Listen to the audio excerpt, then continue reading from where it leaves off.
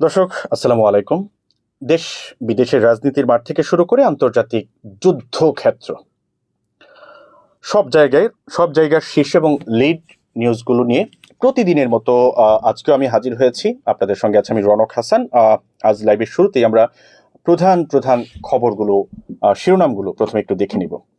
আজকে সবচেয়ে বড় খবর হচ্ছে মধ্যস্থতার টেবিল ছেড়ে ইরান আমেরিকা যুদ্ধে পাকিস্তান জড়িয়ে পড়তে পারে। রয়টার্স একটা এক্সক্লুসিভ খবর প্রকাশ করেছে। দ্বিতীয় শিরোনামটা আমরা যদি বলি যে শেখ হাসিনার প্রত্যর্পণ যে অনুরোধটি রয়েছে বাংলাদেশ থেকে করা হয়েছিল সেটি খতিয়ে দেখছে ভারত, এটা একদম স্পষ্ট করে ভারতের পররাষ্ট্র মন্ত্রণালয় আজকে জানিয়ে দিয়েছে। এবং তৃতীয় শিরোনাম হচ্ছে খোদ মার্কিন ভাইস প্রেসিডেন্ট জেডি ভ্যান্স একটা বিস্ফোরক অর্থাৎ বোমা ফাটিয়েছেন। তিনি বলছেন যে ইরান ইউএস চুক্তি যেন বাদ হয়ে যায় এবং যুক্তরাষ্ট্রের মানুষকে যেন ঠিকঠাক মতো ধোঁকা দেওয়া যায়, সেই জন্য ইসরায়েল প্রভাব খাটাচ্ছে। অন্যদিকে 5 দেশে মার্কিন ঘাঁটিতে ইরানের ব্যাপক বিধ্বংসী আঘাত এবং বেশ কিছু ক্ষয়ক্ষতির দাবি করছে ইরান। চতুর্থ শিরোনাম আমরা যদি বলি এরকম, এইচএসসি পরীক্ষার্থীদের যে আন্দোলনটা ছিল সেই আন্দোলনে একটা নতুন মোড় নিয়েছে। এই আন্দোলনে 2-3টা পক্ষ হয়ে গেছে। এক পক্ষ শিক্ষামন্ত্রীর পদত্যাগ, আরেক পক্ষ পদত্যাগ চায় না, মানে এখানে, এবং তৃতীয় পক্ষের অনুপ্রবেশের যে বিষয়টা সেটাও চলে আসছে। আমরা দেখেছি কয়েকজনকে যারা পরীক্ষার্থী নন, এমনকি শিক্ষার্থী নন, এমনকি বহিষ্কৃত একজন ছাত্রী এখানে লিড দিচ্ছেন। এই নানা বিষয়গুলো এখানে জড়িয়ে পড়েছে। আমরা সবগুলো বিষয় নিয়ে কথা বলবো। তারপর এইচএসসি আন্দোলন নিয়ে বিএনপি নেতারা কথা বলছেন। মির্জা ফখরুল ইসলাম কথা বলেছেন। তিনি বলেছেন যে ক্ষমতার লোভে একটা মহল জুলাইকে ব্যবহার করতে চায়, এটা মির্জা ফখরুল ইসলাম আলমগীর বলেছেন। ঢাকার 45টি এলাকায় 1200 চাঁদাবাজের একটা দৌরাত্ম্য আছে, মানে 1200 মানুষ মিলেমিশে চাঁদাবাজি করছে, চাঁদাবাজির রাজত্ব কায়েম করছে ঢাকা শহরে। এই চাঞ্চল্যকর রিপোর্টটি প্রকাশ করেছে গণমাধ্যম এশিয়া পোস্ট। এবং আমাদের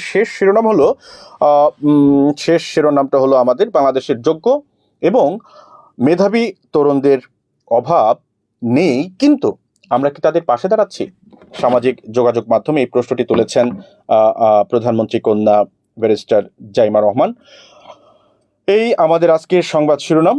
আমরা এবার যদি একটু বিস্তারিত সংবাদের দিকে যাই, যে বিস্তারিত সংবাদের শুরুতেই রয়টার্সের বোমাটা আমরা একটু দেখি, যে রয়টার্স যে বোমাটা ফাটিয়েছে সেই বোমাটা আমরা একটু দেখি। ইরান যুদ্ধে জড়াতে পারে পাকিস্তান, এই ভয়ঙ্কর খবরটা বার্তা সংস্থা রয়টার্স দিচ্ছে। এবং এতদিন ইরান এবং আমেরিকার মধ্যে যে মধ্যস্থতা করার যে একটা বিষয় ছিল, সেই মধ্যস্থতাটা কিন্তু পাকিস্তান এতদিন ধরেই করে যাচ্ছিল, চেষ্টা করছিল। কিন্তু সম্প্রতি ইয়েমেনের যে ইরান সমর্থিত হুতি বিদ্রোহীরা আছে, তারা সৌদি আরবে হামলা করেছে, আকস্মিক ক্ষেপণাস্ত্র হামলা চালিয়েছে, এবং এতে করে 4 বছরের যে একটি যুদ্ধবিরতি ছিল, এই যুদ্ধবিরতিটা ভেস্তে গেছে। এবং সৌদি আরব মারাত্মকভাবে আসলে মারাত্মকভাবেই ক্ষতিগ্রস্ত হয়েছে। কারণ হুতিরা যদি বাব আল মান্দিব যে প্রণালীটি আছে সেটা যদি বন্ধ করে দেয়, তাহলে লোহিত সাগর দিয়ে এতদিন ধরে সৌদি আরব যে তেলগুলো আসলে বিশ্ব বাজারে নিয়ে আসতো সেটাও বন্ধ হয়ে যাবে। হরমুজ প্রণালী তো এমনি বন্ধ আছে, সো বাব আল মান্দেব প্রণালী যদি বন্ধ হয়ে যায়, সেটা ভয়ঙ্কর ক্ষতির কারণ হবে সৌদি আরবের জন্য। যেহেতু সৌদি আরব এবং পাকিস্তানের মধ্যে একটি দ্বিপাক্ষিক প্রতিরক্ষা চুক্তি আছে, চুক্তিটা অনেকটা ন্যাটো স্টাইলে, এবং পাকিস্তান সাফ জানিয়ে দিয়েছে ইরানকে যে যদি, মানে ইরানকে এভাবে বলা হয়েছে যে সৌদি আরবের উপর হামলা মানে পাকিস্তানের উপর হামলা।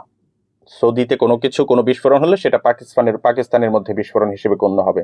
সুতরাং সৌদি আরব যদি এই যুদ্ধে জড়িয়ে পড়ে, তাহলে পাকিস্তান নিজেও এই যুদ্ধে জড়িয়ে পড়বে, এবং এটা একদম স্পষ্ট করে দিয়েছে পরমাণু শক্তিধর পাকিস্তান। এবং দর্শক, যদি এরকম কিছু হয়, তাহলে পাকিস্তান যদি এই যুদ্ধে জড়িয়ে পড়ে, তাহলে কিন্তু মুসলিম বিশ্ব একদম স্পষ্টত দুভাগে বিভক্ত হয়ে পড়বে, এবং তখন বিষয়টা নিশ্চয়ই খুব ভালো কিছু হবে না। দর্শক, এই বিষয়ে আপনার মন্তব্য জানাতে পারেন। আর আমরা পরের খবরে যাই, যে শেখ হাসিনার প্রত্যর্পণ অনুরোধ ভারত খতিয়ে দেখছে।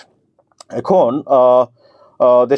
বাংলাদেশের মানুষ দীর্ঘদিনের যে প্রশ্ন মানুষের, যে শেখ হাসিনাকে কি ভারত ফিরিয়ে দেবে? আজ ভারতের পররাষ্ট্র মন্ত্রণালয়ের মুখপাত্র রণধীর জয়সওয়াল এটা পরিষ্কার করেছেন। এতদিন ধরে তারা আসলে এই বিষয়ে স্পষ্ট কোনো কথা বলেনি, আজকে অনেকটা স্পষ্ট করেছে যে বাংলাদেশ সরকারের পক্ষ থেকে আসা যে প্রত্যর্পণের যে অনুরোধটি, সেটি ভারত পেয়েছে তিনি বলেছেন, এবং এটি এখন আইনি এবং কূটনৈতিক প্রক্রিয়ার মাধ্যমে পরীক্ষা নিরীক্ষা করা হচ্ছে। মানে একটু একটু একটু এগিয়েছে বোঝা যায়, অর্থাৎ বিষয়টি এখন আর কেবল রাজনীতির মধ্যে নাই আর কি, এখন সেটা আইনের মাধ্যমে আইনি এবং কূটনীতির বিষয়ের মধ্যে চলে এসেছে। এর বাইরে দর্শক, আমরা মার্কিন প্রেসিডেন্টের একটা স্বীকারোক্তি আছে, আমরা যদি স্বীকারোক্তিটা একটু দেখি, এবং 5 দেশে ইরানের পাল্টা আঘাতের বিষয়টি আছে। ইরান ইউএস যুদ্ধ নিয়ে খোদ আমেরিকার ভেতরে তোলপাড় চলছে।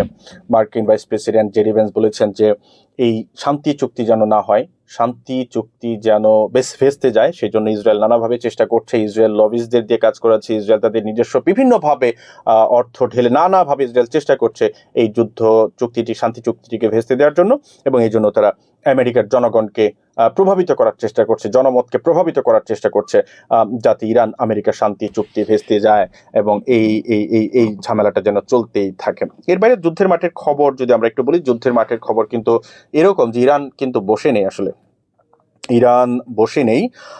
তারা মার্কিন বিমান হামলার জবাবে 5টি দেশে আজ হামলা চালিয়েছে। এর মধ্যে সিরিয়া আছে, ওমান আছে, কুয়েত আছে, জর্ডান আছে এবং বাহরাইনে থাকা মার্কিন সামরিক ঘাঁটিতে একযোগে ক্ষেপণাস্ত্র এবং ড্রোন হামলা তারা চালিয়েছে।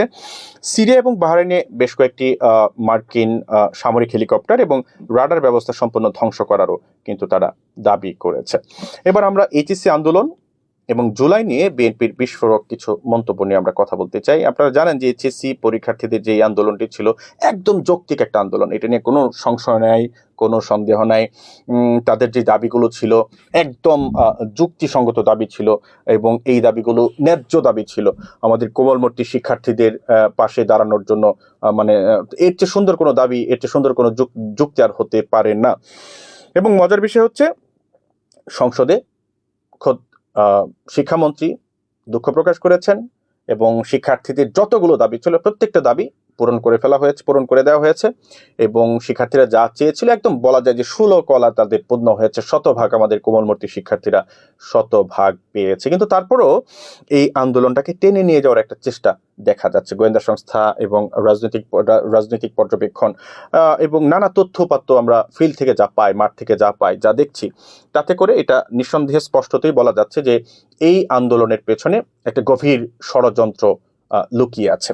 আসলে কোনো একটা আন্দোলন, একটা নিষ্পাপ নির্বিরোধ একটা এই আন্দোলনেও যদি তৃতীয় পক্ষ ঢুকে যায় এবং বহিরাগতদের অনুপ্রবেশ ঘটে, তাহলে সেই আন্দোলনের মৃত্যু হয় এবং বোঝা যায় যে সেই আন্দোলনটা তখন আর নিরীহ বা নির্মোহ আন্দোলন থাকে না। সাধারণ কয়েকটা যৌক্তিক দাবি দেওয়ার মধ্যে এই আন্দোলনটা আর তখন থাকে না।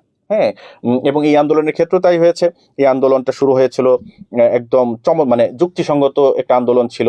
তাদের যে দাবিগুলো ছিল সেই দাবিগুলো মেনে নেওয়া ছাড়া আসলে কোনো সরকারের কোনো উপায় ছিল না, বা সরকার মেনে নেবেই না বা কেন এত চমৎকার দাবিগুলো।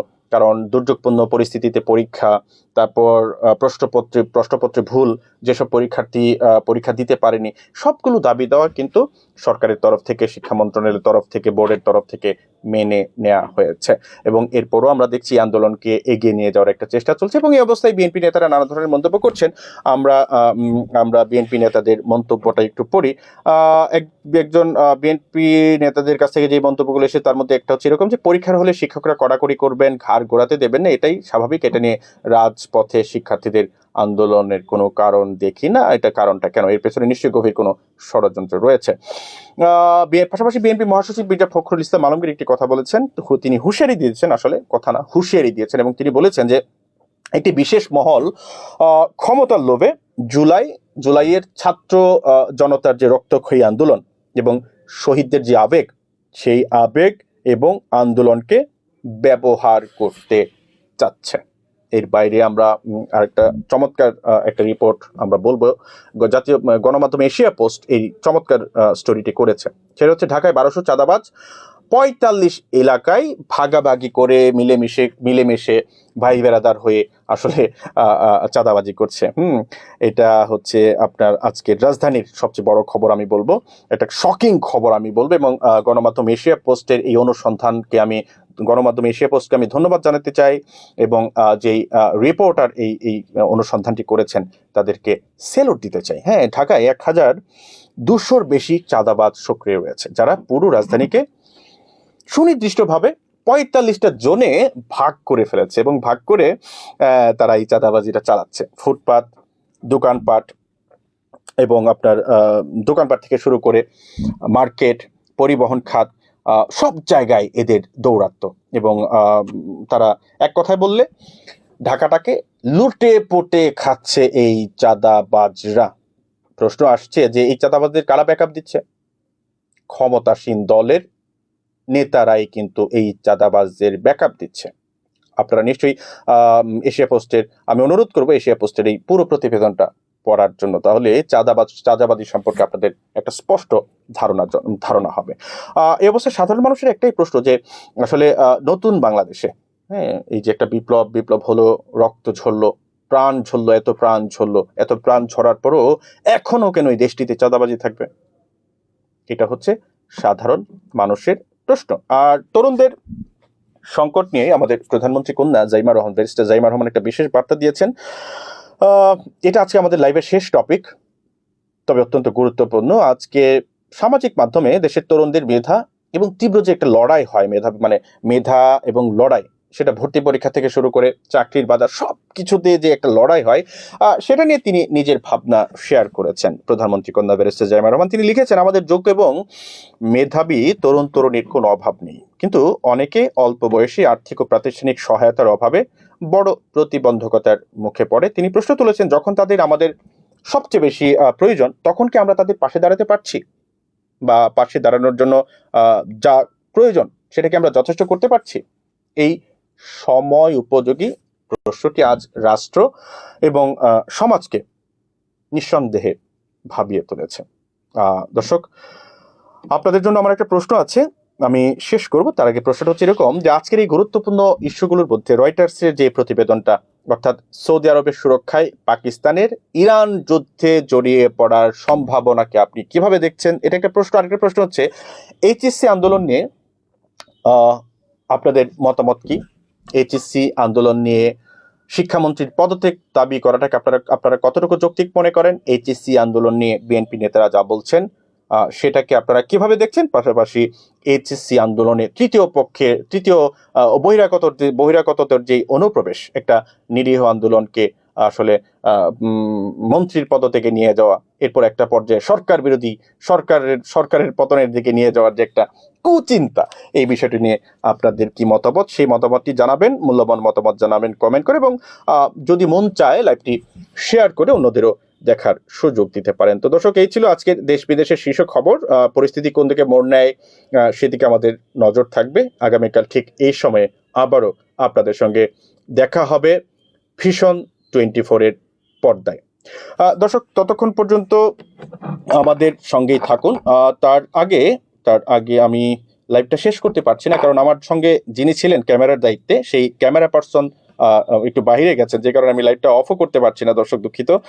আমি এই সুযোগে আমি আপনাদের আবারও সংবাদ শিরোনামগুলো একটু জানিয়ে দিতে চাই। আজকের প্রধান খবর হলো, মধ্যস্থতার টেবিল ছেড়ে ইরান আমেরিকা যুদ্ধে জড়িয়ে পড়তে পারে পরমাণু শক্তিধর পাকিস্তান। রয়টার্সের বিস্ফোরক মন্তব্য। শেখ হাসিনার প্রত্যর্পণ অনুরোধ খতিয়ে দেখছে ভারত, স্পষ্ট জানালেন ভারতের পররাষ্ট্র মন্ত্রণালয়ের মুখপাত্র। খোদ মার্কিন ভাইস প্রেসিডেন্ট জেডি ভ্যান্সের বোমা। ইরান ইউএস চুক্তি ভাঙতে মার্কিন জনমতকে ধোঁকা দিচ্ছে ইসরায়েল। অন্যদিকে 5 মার্কিন ঘাঁটিতে ইরানের বিধ্বংসী পাল্টা আঘাত। পরীক্ষার হলে ঘাড় গোড়াতে দেয় না, এটা কোনো আন্দোলনের বিষয় হলো কিনা? বিএনপি নেতাদের তীব্র সমালোচনা। ক্ষমতার লোভে একটি মহল জুলাইকে ব্যবহার করতে চাই মির্জা ফখরুল ইসলাম আলমগীর। ঢাকার 45টি এলাকায় 1200 চাঁদাবাজের রাজত্ব। দর্শক, এই ছিল আজকে আমাদের সংবাদ শিরোনাম। আমাদের ক্যামেরা পার্সন চলে এসেছে। দর্শক, উনি এসেছেন, আমরা লাইভটা শেষ করতে চাই। অনেক ধন্যবাদ আপনাদের আমাদের পাশে থাকার জন্য। থাকুন ভিশন 24 এর সঙ্গে।